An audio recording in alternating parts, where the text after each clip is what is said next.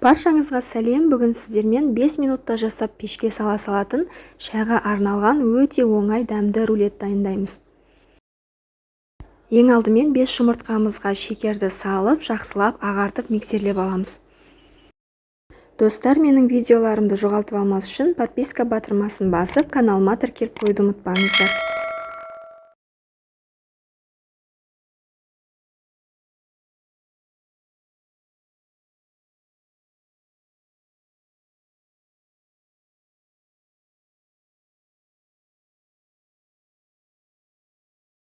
Осылай көтеріліп, екі есеге ұлғайғаннан кейін үстіне сұйық майымызды және ванилинді салып, тағы да миксерлеп жібереміз.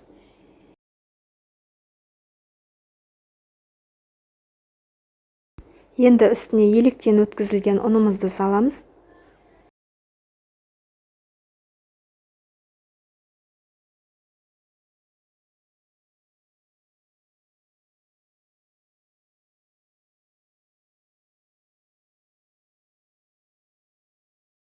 Қамыр толық бірігіп, біркелкі массаға айналғанда төртбұрышты формамызға салып, барлық жерін бірдей етіп жайып шығамыз.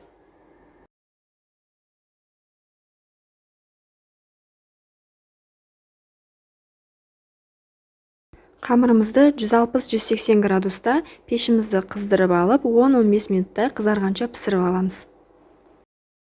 Қамыр осылай пісіп шыққаннан кейін бірден арасына майлық салып орап аламыз. Сол кезде біздің рулетіміз сынбай, жақсы оралатын болады.